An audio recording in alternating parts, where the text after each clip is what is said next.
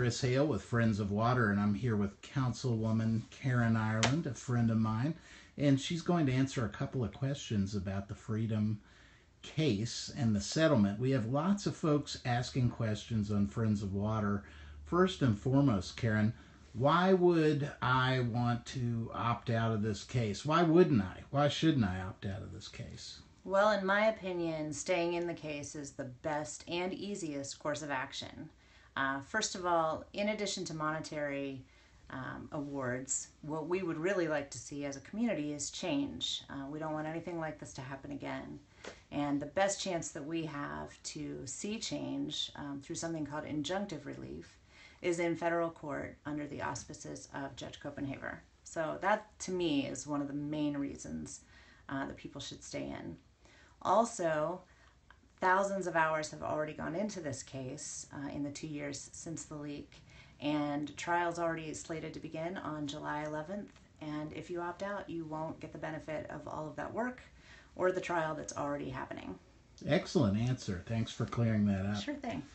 So, next question. Why do the numbers seem so low with respect to Gary Southern and Farrell? Right. I've gotten that question. It can be frustrating because here are these guys that really affected our lives and made us all suffer, right? But the truth is that there was an insurance settlement that was being held up, and that money was desperately needed for completion of the cleanup. Without that money, the taxpayers would have been on the hook for that, or could have been.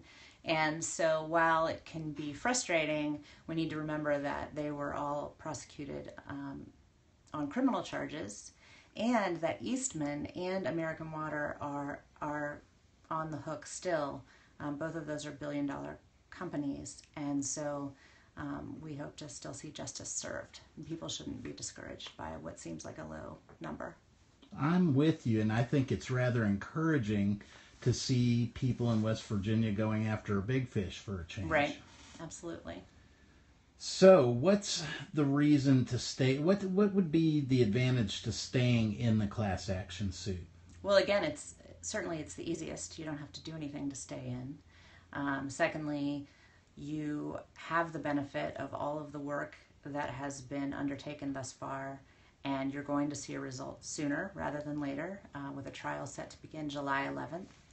And again, for me, the main reason is that I really want to see change come out of this. I hope that we all can recoup something for our inconvenience, certainly, but I want to see change happen, and they're working on that in federal court. Excellent. Thanks for your time. No problem. Well Thanks done. for having me.